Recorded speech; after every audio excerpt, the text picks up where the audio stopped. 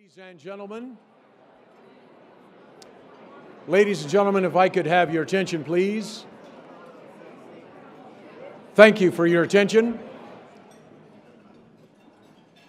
Good afternoon. My name is Gary Vasquez, and I welcome you on behalf of PPIC's Board of Directors. We are pleased to present this program today featuring a great leader, a standout leader of the California State Legislature. Thank you, Senator Atkins, for joining us today for this important conversation, and welcome.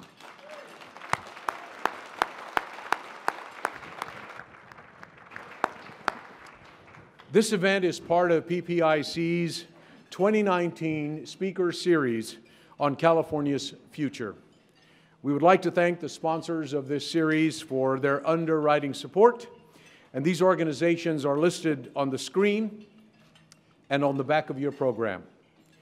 This series is also funded by the PPIC Donor Circle and the PPIC Corporate Circle, groups of individuals and organizations that provide generous support to the Public Policy Institute of California. Please consider joining us as a sponsor or a donor so that we can continue to make programs like today's possible and ensure, and this is particularly important, that they are free and open to the public in person and online. More information is available at your table, and we cordially invite you to take a look at that opportunity. Before we begin, a couple of housekeeping items. PPIC is always trying to improve our events. Later today, you will receive an email with a short survey, and we ask that you please take a few moments to let us know how we did. And out of respect for our distinguished speaker and guest today, please, because we can ask 100 times and someone always manages to not do this, please silence your cell phone as a courtesy to everyone here today. So ladies and gentlemen, now on to the program. I am pleased to introduce PPIC President and CEO, Mark Baldassare, who will introduce today's conversation. Mark, over to you. Thank you, Gary. Thank you very much, Gary. Gary's on our board of directors, and while he was coming up here today, found out that he was going to be giving the welcome because one of our other board members, Chet Hewitt, has called in sick. So Gary, wonderful to see you here today, coming from Southern California. Really appreciate it. It's really an honor and a privilege for me to be on the same stage with Senator Atkins, who has had a very distinguished career in the state legislature. As those of you who received the initial invitation know, we had invited all four of the legislative leaders. We don't have empty chairs up here for them because we have a full stage with Senator Atkins here and all that she brings to the table in terms of her experience and her wisdom on so many issues. To just briefly summarize her distinguished career in Sacramento, was elected in 2010 to the Assembly, became the Assembly Speaker in 2014, was elected to the Senate in 2016 and became the Senate Pro Tem in 2018. In becoming the Senate Pro Tem in 2018, really made history. First woman and first open LGBTQ individual who was elected to that very distinguished position. So let's give a hand for Senator Atkins.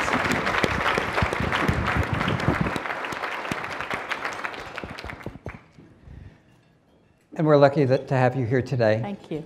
We had talked about an opening question just to get things rolling today. And that is, what one or two issues do you think are of utmost importance for the governor and legislature to take action on in this legislative session? Right. Well, it's good to be here, Mark. Thank you. And Gaddy, thank you for opening us up. I don't know what it means that I'm the only one here. I have a lot of time on my calendar. But you know, there's of course always a list of issues and challenges that we are working on in California.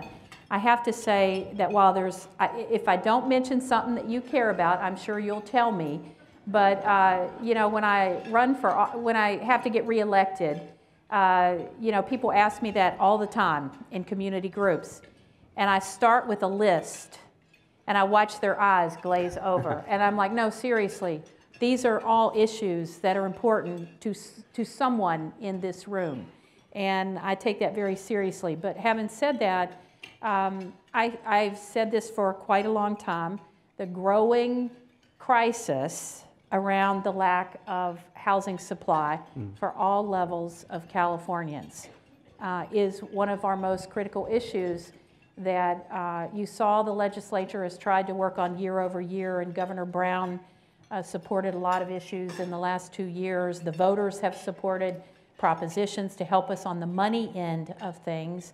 I think it's going to continue to be an issue, and I'm really pleased to see that Governor Newsom shares a concern and a passion, and it's not a new concern and not a new passion of his, it's longstanding. So that's an issue. I think clearly, and folks, this is the real impact of climate change. We are seeing it in front of us in ways that no one else is across the country quite in the same way we are here in California. And that is devastating fires, floods, mudslides, and all the way into the impact we are now seeing on our energy grid up and down the state. Now, there's a lot of issues there, and I'm sure you'll have comments and questions, but the impacts of climate change and the fact that you're going to see us continuing to deal even earlier with issues around wildfires and disaster preparedness. That's two. You know, those are the big things that come to mind, but I think three, if I were to say, always water sustainability and how we continue to stay focused on that. So then I can go on to education and criminal justice, and you know, there's a long list, but those top three issues continue to always be something I think, well, water sustainability.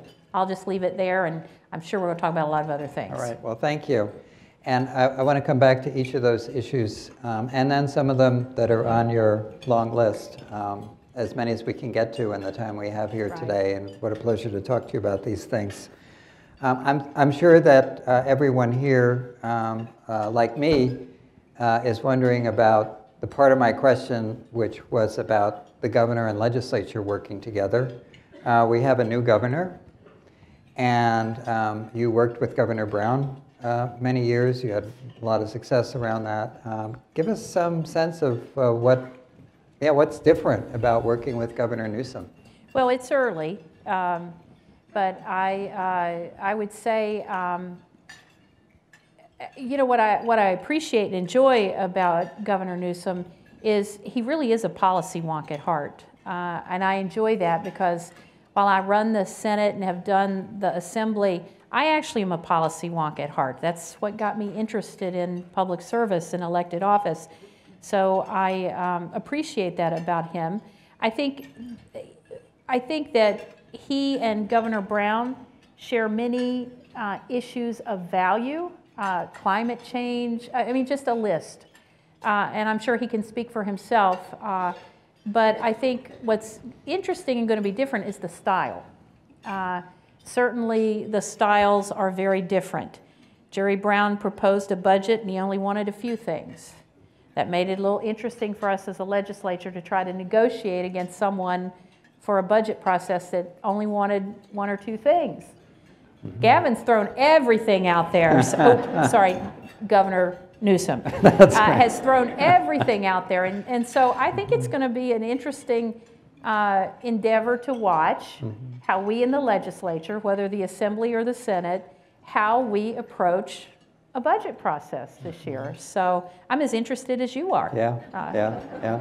And I agree, as a policy wonk, you're a policy wonk. Maybe that's why you and I are on the stage together. I am a policy wonk. So one thing that impressed me about his budget presentation, as well as the length, was the fact that he used PowerPoint, right? So from the people on our staff, it was like, okay, you know.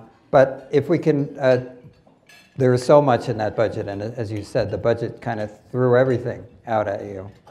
But if you could maybe name one or two things in that budget proposal that you found of the most importance and that are going to be interesting to watch. Right. Well, I don't know if I want to say of most importance because, again, I kind of like all the issues. But I would say something a little different. Of course, I'm thrilled. I'm going to throw in there his passion and serious work on homelessness, which, of course, is a component of our housing problem as well, but there's a lot of other components there.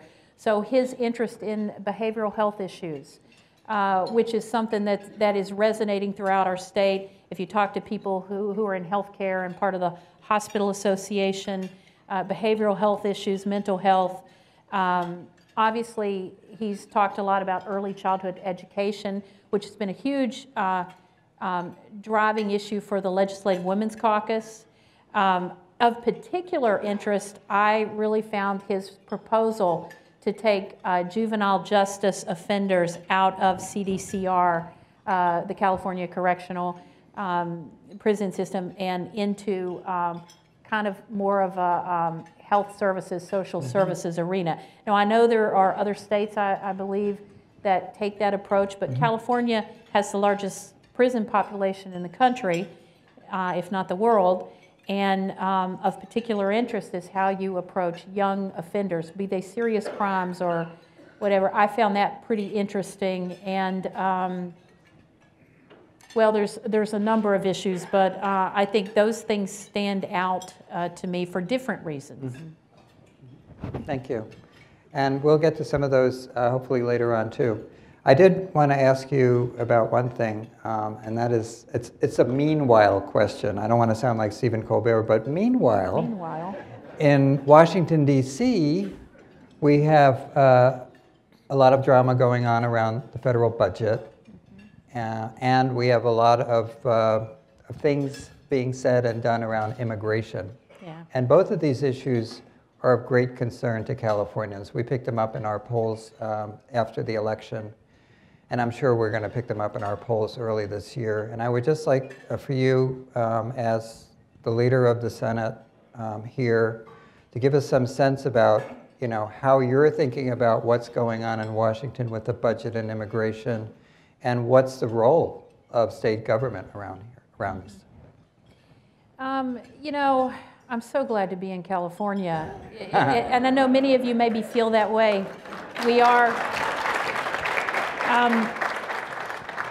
I'm not into drama. I think we're going to have entertainment for you to see this year in terms of an incredibly articulate, charismatic governor, super majorities of the Democrats in the Senate and the Assembly, a lot of new members. Gosh, so many in the Assembly that I accidentally thought one was a staff member to a member. I'm still going to pay for that, I'm sure. But I'm not into the drama. But on the other hand, it's in some ways it's sort of been forced on California because we are probably one of the most diverse. We are the most diverse state, and in every way, shape, and form. And so the work that we have done over decades, and people way ahead of me who worked so hard to put into place programs and just programs and values related to our diversity, and to have that in many ways attacked at the federal level means all of a sudden you've got California really promoting states' rights to protect our policies, our values, and things that we hold dear. And there's nothing more in front of us right now and in San Diego County than the issue of asylum, how you address immigration issues, those kinds of things. And while previous administrations may have had similar reactions and policies, none of them seemed quite so offensive as what we see now. And I think that's a problem because government's role, in my opinion, is that we are supposed to promote efficient forms of opportunity. I mean, people have always been coming into the United States, into California, via Mexico, if you will, since that's a border.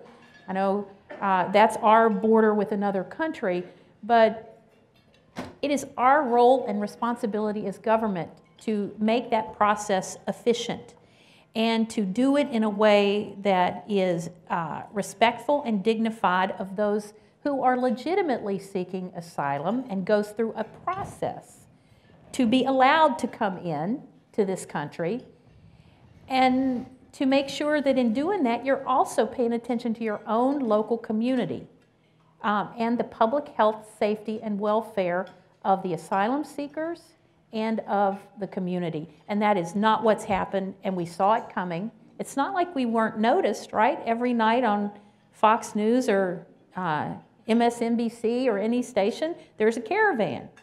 Why were we not working with our partner, Mexico, one of our largest trading partners, to make that a more efficient process? That was by design that it wasn't. So that in and of itself is problematic because we are dealing as a state with the practical impact of that on real people's lives. And I could talk, you know, I will stop there because I was at the border. I was there on Christmas Day to meet the nonprofit social service organizations that stepped in a role that they have a role, but they stepped into our role and the federal government's role to make sure that people were being processed in an appropriate, humane way. And many of these individuals don't even speak Spanish, really. They speak their native tongue, indigenous tongue, from wherever they have come. And to put those people on the streets of downtown San Diego near the Greyhound bus station or wherever with no money, you know, ill-prepared to figure out where to go next, it's just incomprehensible to me. For our own community. Sorry, I started to repeat myself, didn't I? It's okay. Forgive me. And the budget, But federal budget, do you think we're going to have a spending deal by February 15th? oh, heck, I don't know. Call my congressman. Yeah. We have plenty of Congress people now in California Right. who will return my call. So, or yours. You know, I don't know. I will say this. I sure hope so, because I think the practical impact on other people's lives, regular people who are trying to make ends meet and who are going to their jobs regardless, I hope so. And I will have to say I applaud Nancy Pelosi and her tenacity and her strength and her intelligence. You know, if this were just about a wall, anyway, I hope we do. I hope we do. And I'm sure our California delegation will do its best to stand strong to make sure that what we're doing, you know, really addresses our needs. Another topic that's very much on Californians' minds today is the PG&E bankruptcy. PG&E bankruptcy, certainly for the victims of the wildfires, they're now wondering what that means for them.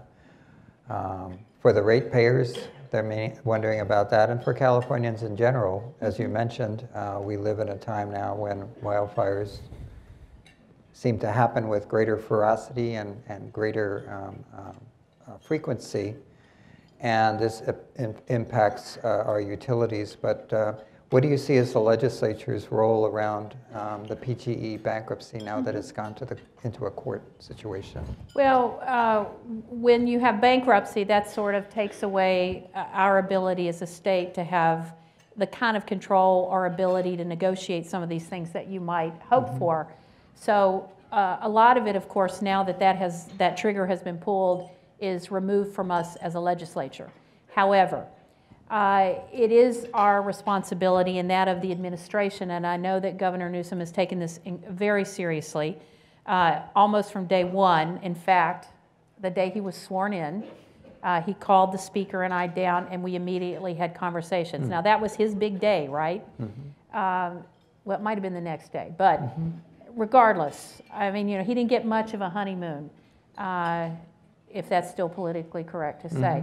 But he didn't get much of a reprieve before he called us in, and he'd already been doing work on this with his team and his staff. So there's a broader impact here, which is going to impact the entire state. And our priority has to be focused on the fire victims, on the ratepayers, and on our energy grid. And I think when you get into a situation like this, and as some of the folks here know, it is very complex. You've got FERC, the Federal Energy Regulatory Commission, is involved because there was an action taken where PG&E filed for injunctions against 2 energy providers, and FERC granted that. Well, that interferes with our ability. Those 2 entities don't just become debtors in a bankruptcy process. So it's complicated. But I would say what we have to keep in the forefront of our minds is really how we are going to support the victims who now become part of the debtor class from these recent fires, in which the reports said PG&E was responsible. They become debtors, so they're going to lose if we are not trying to figure out something going forward. The ratepayers, of course, and then our whole system. And I would, a lot of people are making comments, and the only thing I would ask is that we all take the responsibility to try and educate ourselves about all of the issues, whether it's insurance issues and how that applies to people who are insured, underinsured, not insured, the public safety piece, how we rebuild communities, the impact of the tax base on communities and whether they can rebuild, exacerbated by an affordable housing and a development crisis where we don't have enough workers to actually help us rebuild communities like Coffee Park and various places, Paradise, because we don't have enough workers. But, and also to say things frankly like, well, let's just create more SMUDs up and down the state, or community choice aggregate, which I support. All of those things need a reliable energy grid and a reliable system. CCRs use the existing infrastructure. So, we got to make sure that infrastructure is in good shape.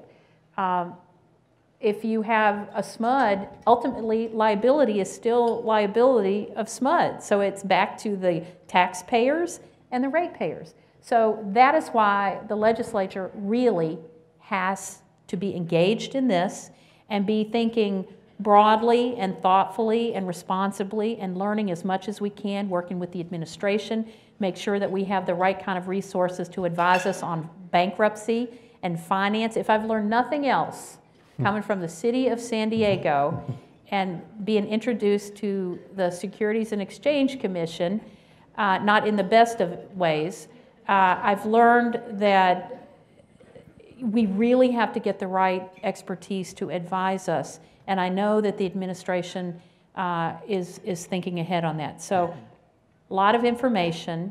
It is incumbent upon us to be part of solutions going forward. And it may give us the opportunity, to really think differently about some of these issues. So, and the last thing, if I haven't already said it, because it's a long conversation, today's issue is not a supply issue of energy in terms of the bankruptcy. When we before, in 2000, when I was running for the San Diego City Council, and nobody in my communities knew the difference between the state, the city, and Congress. They didn't like FERC. The difference is we had a supply problem then. We don't have a supply problem now. So it's a little bit apples and oranges, but we have a lot to learn, and we need to be really thoughtful about how we move forward. But we absolutely, as a legislature, have a role that we are going to have to play, not just as it relates to PG&E, because it has started through no necessarily other than the market conditions. It has started to affect Southern California Edison. It has started to affect SDG&E in my area in terms of their ratings and their ability to get capital.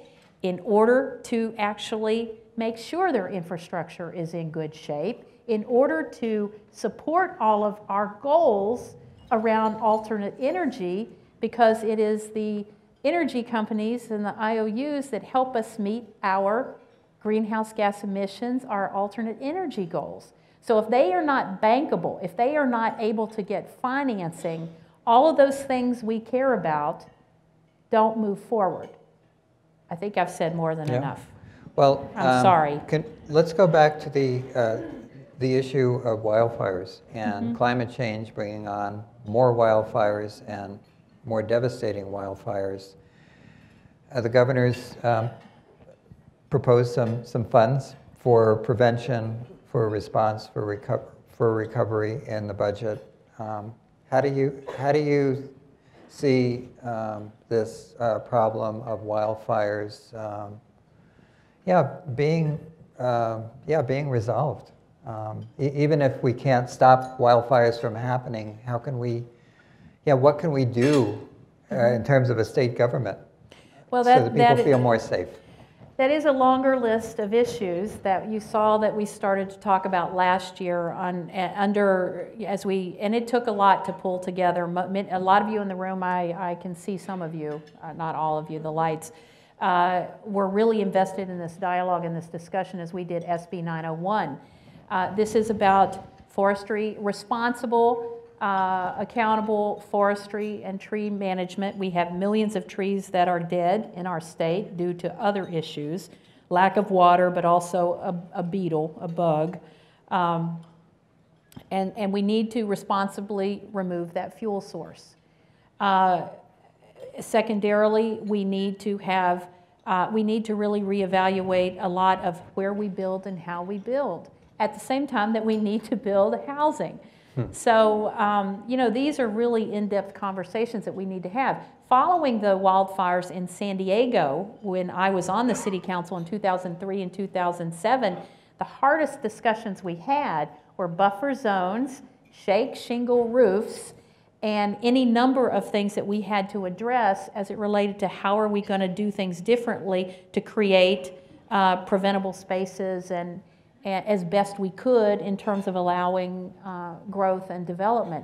So it's going to be forestry management. It's going to be making sure, it's interesting that in some cases, money is not necessarily the problem, although I say that with a caveat, because we allocated almost last year through SB 901 $1 billion to upgrade our equipment, to make sure that we supported our mutual aid up and down the state in terms of where we have the right kinds of fire equipment that we need to do the job. Are we going to be investing in additional fire trucks? And fire trucks don't just mean the truck, it means the personnel to go along with it. How are we going to support our first responders, firefighters? We spent or allocated $1 billion to get started on those things and some tree management.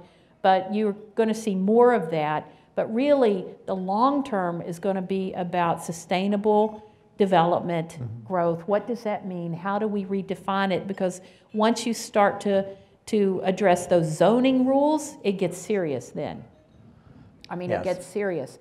And maybe the result of these catastrophic fires and floods and mudslides, maybe that is the way we're able to now have a conversation we couldn't have 5 years ago, before it was a crisis. Sometimes the only way we're able to actually address and move agendas that get into really difficult topics of how you do something and what right you're going to take away from me as a homeowner, as someone with property, maybe that's the only way we really get to those conversations. It certainly has been the case as it relates to some of the forestry management issues. But you've got to still have all the stakeholders at the table helping us do that, and that takes time. So if people think we're going to resolve this problem overnight, we're not, but we are going to have to remain committed to it. People have died. We are going to have to remain committed to this. We are going to have to be serious about it, and it really is going to take all of us coming to the table prepared to offer something, not just ask for something, but offer something. What are you prepared to give up or to negotiate in terms of how we solve some of these problems. And it needs to be year over year over year. This is not a 1-year issue, a 2-year issue, a 3-year issue. We've got work to do. So this seems like an opportune time to come back to the issue of affordable housing. And we can have homelessness in this issue too, because this is also an issue which is going to require a lot of people coming to the table, local as well as state cooperation, and it's a land use issue. And it's a big issue in California. It's affecting Californians, the quality of their lives, our economy. What are we doing in our budget this year that has already been done during your tenure in the legislature that we're going to start seeing some impact here, and what else do we need to do? Well, I mean, it's just true we need more units of housing. I mean, regardless of what level of, or what the issues are around homelessness, what we know from best practices and from studies and from all kinds of conversations is that if you have a roof over your head, you can deal with mental health issues. You can deal with the lack of the ability to have a job, your health care generally, you know, all of the issues, addiction, drug addiction. You've got to have a roof over your head. It is the platform and foundation for success. And then you can focus on what you need to do to take care of your mental health issues, or, you know, housing first. So we got to build the units. The supply is an issue. How we have those conversations with communities about where to build and how to build. And communities can be part of this discussion. It's not simple, it's not easy, and we should have been doing it years ago as we update our community plans, as we update our general plans. There is a process available for us to have that conversation. And I'll just give you, I get planning committees. There are 41 of them in the city of San Diego. And I used to sit through hour upon hour of them as a staff member and then as a city council member. And I do know that if you take the time to have the right conversations with communities, they will tell you where and how to grow. Now that doesn't mean some of them won't be unreasonable or say, no, not here.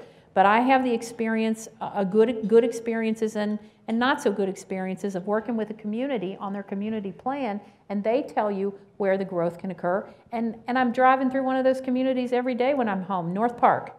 If you drive down the transit corridors, you see where they've built. So, you know, we have to really, there are no low-hanging fruit anymore on this issue in terms of building. But in terms also, the state last year through our budget process, we put, you know, under Governor Brown, $500 million into homelessness. That was a pledge made as part of SB 2, the bill that I did on a permanent source of funding.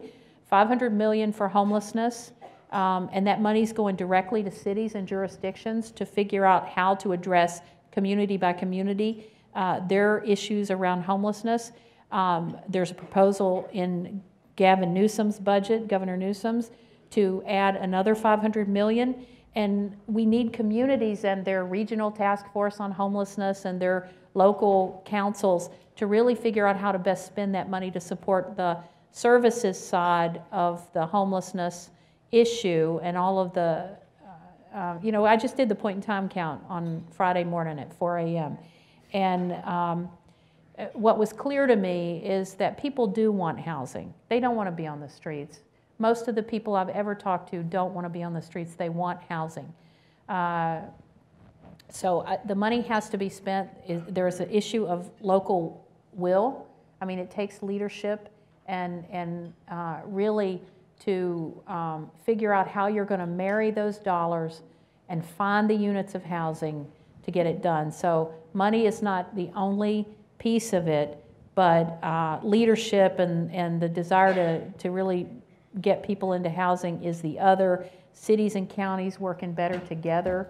You know, but we're going to continue to focus on this because we really have to. And that gets into the other issues that the governor's proposing around behavioral health and how we approach that issue. And from a long-range perspective, you know, he understands, and when he talks about early childhood education and tying that to some of the issues around behavioral health, the younger we're able to catch individuals, the more successful we'll be. So you got to plan today for those things to deal with it 15, 20 years from now. And we don't like to do that. That's not an immediate return on investment that you see. And we all, you know, whether you're an elected official or someone who's trying to get the money for something else, you're like, well, what's the return on investment we're going to see now? We've got to really understand it's going to come later, some of it. The budget also allocates a considerable amount of money to expand the earned income tax credit, and I know that you were involved initially in the earned income tax credit, which we have today, all around the fact that California has a high poverty rate by national standards, and when we factor in the cost of living in California, many people and many children in poverty. What are your thoughts about the expansion of the EITC, and what else do we need to do to get people out of poverty and into good paying jobs in California? I love the governor's proposed expansion of the earned income tax credit because it is a direct infusion to working families that will use that money in their own community. It's a win-win-win, and if we combine it with the federal earned income tax credit, there's really nothing like it. And it's just one piece, though. But the fact that we've been able to expand it each year for the last 3 years to cover more people, more Californians, I think is good. I think it is kind of like a life raft in some respects, and I think it's important. You see a number of other proposals in the budget to try to increase funds for various social service programs, whether it's CalWorks. I know that we have been interested in the legislature for quite some time on cost of living adjustments on SSI, SSP, and to factor that back in terms of a COLA, cost of living, so that it's in the structure of the budget as opposed to you fight for it every so many years and it just gets cut off the list if you don't have the resources we need to do that. I think there's the programmatic piece of what we need to do to support poverty, eradicating poverty in our state. And of course, again, we've talked about housing. Housing is the highest cost, I think, that causes people to deal with poverty. The child care, really the issue of child care for working Californians and the notion that it's still sometimes cheaper not to work because the cost of child care is so high. We've got to continue to address that. And then for the long term, much like how we plan to get out of our housing dilemma long term, education, early childhood education. Every economic study shows that if you invest in your people with education or programs that help them further their workforce opportunities, that grows the economy. That education alone also is what makes a difference. It did for me. My parents were blue-collar, working-class people. My dad was a miner. My mom was a seamstress. I wouldn't be here today. I would not be here without the quality public education that I got. And that's true for all Californians. And I will just say it's so much harder for folks here in California, 40 million people, the most diverse state in the country. I grew up in Southwest Virginia. We were pretty homogenous. So I didn't have the struggles getting a good higher education that I think some of our young people have here. So we've got to remain committed to all of those things. See, that's why there's this long list. Are you writing it all down? Yeah. Okay. And let's talk about education for a moment, because there is significant funding in the budget to expand preschool, make it available to more Californians. And there's significant money in the budget for whether it's tuition-free community college, Cal Grants, additional funding for the Cal State and UC system. So all of those things are there at the kind of the bookends of education. And then we have the LA Unified School District strike. and the possibility that there are other school districts around the state where teachers feel that they need to be better paid. Administrators are dealing with issues with their pensions and the costs and declining enrollments, and so this is raising some very fundamental questions about whether we have enough funding in K-12 education at the same time that we're trying to expand, and for good reason, the other areas of education. So how are you thinking about this? You know, Mark, you certainly have a way to ask a question. And now I know why all my colleagues are not here. I guess I would start with the fact that, you know, structurally, we have an issue. We have a declining enrollment population. And I think you have to start with that in terms of what it means for funding, because average daily attendance, you know, I don't care whether you're in LA, San Diego, San Francisco, or Chico. You know, it is structurally something we need to address. Teachers should be paid well. We have issues with our pension system, and the governor rightly proposes that we try to address some of that issue in terms of paying down our underfunded pension system and liability system, and that we also try to support the school districts in terms of their share as the employer of pension benefits. So, I mean, all of these issues are really interconnected, but we got to start with, you know, do you just want to continue to do this and put the Band-Aids on? At what point are we going to try to get peel the onion back a lot deeper and try to get into it? Having said that, K through 12, I mean, you know, being proposed is probably the highest budget ever for K through 12 and community college. Does that mean we have enough money? No.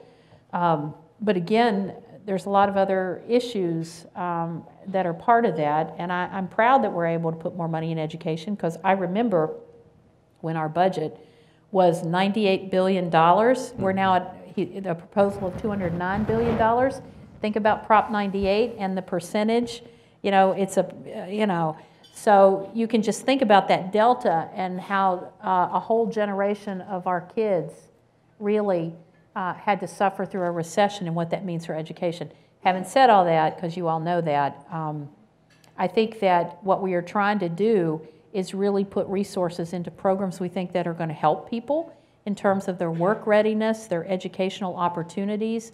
We are reinvesting in UC-CSU after a long period of time where we didn't, and we're recalculating kind of what that means in terms of out-of-state and out-of-country students, which we want, but at what percentages and how do we support our own kids? So, you know, I think that education, while maybe not, we're not feeling the crisis as we do with housing. Education is the thing that, you do the studies, you do the polls. Education is, and we use them. I think I'm quoting some of your stuff. Thank you. I love your Thank data. you. It's really important. But the point is, I think that education is, without a doubt, and your numbers are backed up by every community meeting I go to in my district, where people immediately, if you come from the state, you know, they don't always hone in on their questions right away, but what they know exactly is, what are you doing on education? K through 12, community college, UC, CSU. My kid couldn't get in, and she has a 4.3 GPA. So I will say that it is probably the most talked about important issue that people bring up consistently year over year over year. So we have to really get into this and try to figure out some of the... Will it be something that the legislature is looking at it in terms of either tax reform or reforming Prop 13 or any of the issues that are likely I love how you weave. to find that find their way to the ballot? I mean, because it is related, right? Yeah. If you're looking for sources of funding. So is this going to be something that, and I'm not asking you to take a position on it right now, but is it going to be something that's explored by the legislature? Well, it seems like if I, you know, in terms of pouring over all this stuff, Governor Newsom is talking about that as a possibility and a conversation. And what that is not exactly spelled out or defined. I will say, you know, people at higher income levels have done very well in California. Now, you may think not if you're one of those folks, but the data backs it up that people, we don't necessarily have a revenue problem in terms, or income problem. What we have is lower income and middle income Californians who really are paying taxes, and the higher income levels have made more money. So however you want to approach how we reform, look at it, the bottom line is I don't think it is good to deal with all the other issues you poll on and bring up around poverty, to think about passing higher taxes, however you do it. I don't want to get into the Prop 13 or a service tax or all the ideas, but I'm not interested in trying to figure out how to put higher taxes on lower income and middle income families. Okay. We have a problem right now that we are losing the middle class. You know, so I think we better be really thoughtful about how we approach it, and I'm really not trying to dodge what the answer is, but I think we need to look at the data, because headlines are one thing. You know, highest people are leaving California, businesses are leaving California, companies are, that the numbers do not bear that out, and people are starting to leave California because of the cost of housing, and they can't afford their housing. Those other numbers and those things that people always hit me on at community meetings, I go back to my staff and I'm like, are businesses leaving California? Small businesses, large businesses, and the data doesn't exactly prove that. So I think we need to be taking a look at this with a lot more information, as opposed to simple answers that we think will. I want to make sure that there's time for questions, but do you have to leave at 1 o'clock on the dot, or do you have a few more minutes? Oh, I have a 1:30 Rules Committee meeting, so yeah, I got to leave soon. Soon, okay. Because I did want to... That's right, I chair the Rules Committee. Well, I don't want you to miss that. No. So I was intrigued by something you said about water sustainability, because you were very involved in the water bond during your legislative career, and the water bond that was on the ballot in November didn't pass. And so how are you thinking about water sustainability? And then I'm going to open it up for questions. Okay. Well, I mean, I think it really is about making sure that our master plan, if you call it that, I can't, but you know, every part of the state is different, and what we do, I mean, it is more complex. Is Felicia here? I wouldn't want your job. Felicia's here. Oh, talk about difficult jobs. I think I said that to someone this morning. I wouldn't want that job. But God bless you that you do. Yeah. Seriously, I give you a lot of credit for the fact that you're willing to go anywhere and talk to anyone and address very, very difficult problems, because water is important to every part of our state. And it's different depending upon where you live. We've got to continue to invest in our infrastructure. We've got to, you know, and San Diego, I'm proud of, because we, after suffering for a long time, we expanded our portfolio of options in a way that we didn't rely on only one thing, and it cost us money, and it was controversial, and it was difficult, and we worked through a lot of the issues, but we are going to have to continue to invest. We're going to have to figure out the infrastructure, and at the same time, it's got to be a plan that works for all of the state, because we're interdependent. And I know there's projects, I know there's the tunnels, and I know, you know, there's our groundwater master plan that we've only just started to get into in terms of the planning. We've got to continue to be focused on it, though, and it's going to be hard, because some people are not going to like kind of what has to be done to deal with the sustainability and long term. And there will be different solutions for different parts of the state, and we need to be open to that, and one size cannot fit all in terms of how you do it in different parts of the state. Yes, we're going to need another bond, but we need to be really focused about how to do that. And it can't be a Christmas tree. It has to be something that is part of the plan and sustainability.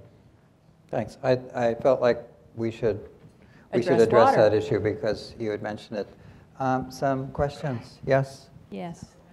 Thank you. I want to say that as we take advantage of this wonderful window of opportunity of inaugurating a new governor in California and a new president in Mexico, we very much look forward to continuing with this very important and strong relationship, Mexico-California, that goes way beyond immigration, where we should definitely work in unison towards safe, secure, and orderly migration, as we know, humanitarian, in a humanitarian way, but also look into very, very crucial and priority issues for both of us, which are water and trade and climate change. Looking forward to obviously always constructing and building peace and good neighborliness that takes us to being more than neighbors, more than friends, being family many a time. Like myself, I'm married to a Sacramento native, and I have bicultural and binational kids, and I'm so proud of them. So thank you very much. Thank you. It's so great to see you. I don't think that was a question, but if you have any comment, otherwise we'll go on to the next. Well, as you find the next person, the only thing I would say is, you know, being from San Diego, our cross-border between Tijuana, San Diego, it's an economy of 6 million people. And we really, that cross-border relationship in all ways, whether it's family, social, economic, is critically important to us. So thank you. Can we make the question kind of quick? This is a question, good. actually. Okay. She's not giving you the mic. That's right. No way. No. You might talk longer than me, and then in trying to serve the public interest, you know, we've had a legal tradition in California for a long time called the public trust doctrine, where some things are more important for public use than for private gain. And I'm just wondering, what do you think about the possibilities of using the public trust doctrine as a problem-solving tool in some of these common problem situations? well, that's certainly an interesting question. I've never had it before, but I mean, in terms of the concept and what goes into the public trust document, you would think that we would think like that just on the natural in terms of common sense. I don't know if you had other things in mind, but if that would be the driving force between how you make decisions, certainly as a guide. Well, it's like reasonable use in water. Okay. Yeah. All right. I think it's, of course, Well, thank you. very appropriate. Let's very, take one more yes. question, maybe from this side of the room. Somebody from this side of the room. Nobody has a question on that side of the room? Okay. How about one right here? Hi, Senator Atkins. Daniel Silverman, James Irvine Foundation. As everyone in the room knows, particularly at the national level, politics is as caustic and partisan and not solution-oriented as in recent memory. There's a lot of hunger, I think, among Californians to move away from that and to focus on solving problems. Yet you have the opportunity, because of the Democratic majority, to really get a lot done, and you don't have to, from the Democratic agenda, and don't really have to work much with Republicans. So how are you balancing that? How are you thinking about supporting the kind of governance that is more solution-oriented, is more bipartisan, while also taking advantage of, frankly, the power that you have? Yeah. Daniel, thank you for asking that question. I was going to actually ask that at some point, but I ran out of time, so yeah. Well, I guess I don't see it that way. I like anybody, I have a party, you know, that is our system, the party system, but that's just not, it's just not where I come from. I grew up in Southwest Virginia. You know, it's a different world, and you have to have a degree of understanding, tolerance, and acceptability. I mean, and not only that, but I've spent my early years watching politics in San Diego. So we just became a blue county, if you will, a couple of years ago. So, you know, I think you have to be willing to talk together to find solutions. You have to be open. And the other thing I would say, you know, we represent all Californians. You know, Republicans and Democrats. When I got elected to the city council, I remember someone calling me, well, actually even before, when I was doing the constituent work, someone called me and said, well, you know, I'm a Republican and I didn't vote for Chris, so you're probably not going to help me. I'm like, well, you know, I can't tell from the machine, the computer in front of me, who you voted for. So it doesn't really matter to me, but, you know, so you're not going to help me. You know, I just don't approach it that way, and I think that I have incredible colleagues on both sides of the aisle. We agree on many things. We don't agree on others. But, you know, you've got to have civility. You've got to have, that's what's missing nationally, okay? And so we'll take an individual or the president to task for things that really are beyond the pale and create dissension and those kinds of things. We'll defend our values if we have to, because we worked hard to put programs and policies in place in California. We will defend those things that we have to, clean air, clean water, you know, those kinds of things. But it doesn't mean we can't be civil. And so I appreciate all of that, but that's just not who I am. And I think we have work to do together. And as a footnote, I would just say that in my experience in talking to your colleagues in the Senate on both sides of the aisle, in the Assembly on both sides of the aisle when you were there, that's how they view you too. And I hope so. Thank you. I think this is a good place to end it. To be continued. Thank you. Mark, thank you. Thank you.